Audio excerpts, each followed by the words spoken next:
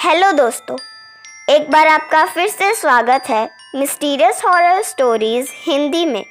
दोस्तों, हमारे यहाँ एक प्राचीन रहस्यमय किला है जो असीरगढ़ किले के नाम से जाना जाता है।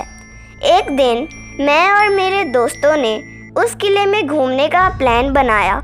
हम शाम को 6 बजे वहाँ पहुँचे। हम जब उस किले के एंट्री गेट पर पहुँचे तो वहाँ ताला लगा हुआ था, क्योंकि शाम 5 बजे के बाद यहाँ गेट बंद हो जाता है और कोई भी यहाँ नहीं आता। उस किले के पास मैं और मेरे 2 दोस्तों के अलावा कोई नहीं था।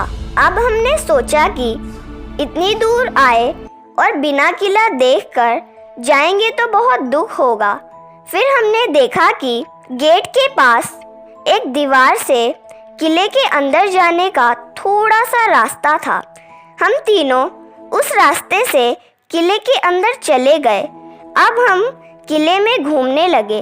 वो किला काफ़ी साल पुराना था और हमें ये किला देखकर टीवी में आने वाले सीरियल की याद आ गई। हम बातें करते हुए आगे बढ़ रहे थे। ऐसे घूमते घूमते हम एक बंद अंधेरे हिस्से में जा पहुँचे जो 2 मंजिला था। मैं छत पर चढ़ गया और दोनों मित्र नीचे घूम रहे थे। ऊपर जब एक अंधेरे कमरे में पहुंचा तो मुझे किसी के रोने की आवाज़ सुनाई दी तो मैं थोड़ा घबरा गया। मैं हिम्मत करके आगे बढ़ा तो मेरे सामने एक बूढ़ी औरत कोने में बैठी रो रही थी। मेरे पसीने छूटने लगे। मैंने वहां से निकलने का फैसला किया, लेकिन फिर हिम्मत करके उस औरत की तरफ बढ़ा और उससे पूछा, माँ, इतने अंधेरे किले में आप क्या कर रही हो और क्या आपको यहाँ डर नहीं लगता? लेकिन वो औरत थोड़ी देर तक चुप रही और फिर बोली, क्या तुम मुझे सुन सकते हो? मैंने डरते हुए कहा, हाँ, मैं आपको सुन भी सकता हूँ और देख भी सकता हूँ। फिर उस औरत ने कहा कि कई सालों से इस किले में मैं मदद की गुहार लगा रही हूँ, लेकिन कोई यहाँ नहीं सुनता और आज तुमने सुना। अब मैं समझ गया था कि वो कोई आत्मा थी, लेकिन वो डरावनी नहीं होने की वजह से मुझे डर नहीं लगा और आत्मा से बात करने की उत्सुकता बढ़ गई।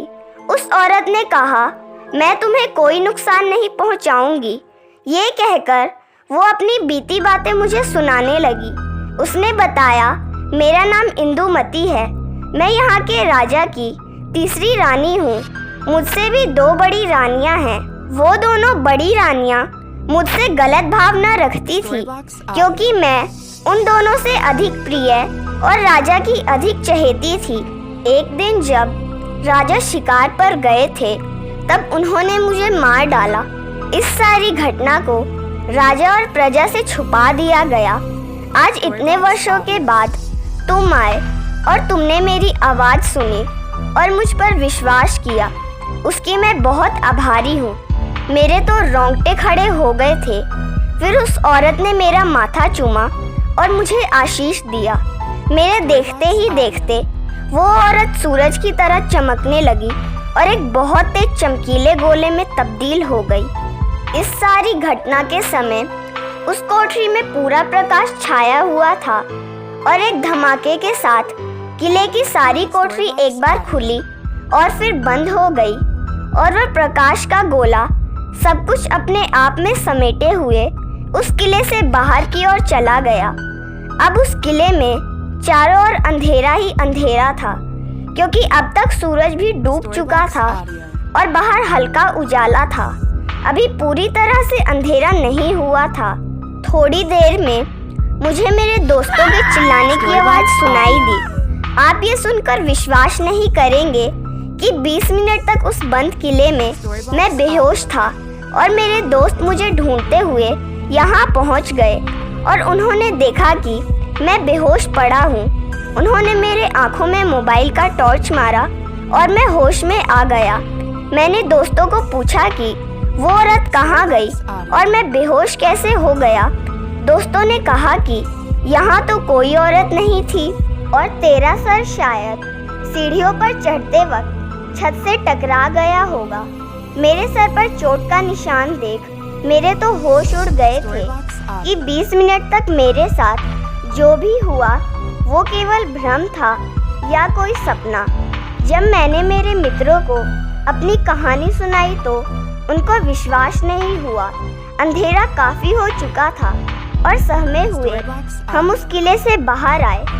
दोस्तों, इस तरह मेरा आत्मा से मिलन हुआ। जो मेरा भ्रम था या सच्चाई मैं खुद नहीं जान पाया। हे गाइस, आई होप आपको ये कहानी पसंद आई होगी। प्लीज़ मेरे चैनल को सब्सक्राइब करना ना भूलें और आपके कमेंट्स का बेसब्री से इंतज़ार रहेगा। Thank you so much to my subscribers and YouTube. तो मैं मिलती हूँ एक और हॉरर स्टोरी के साथ। बाय।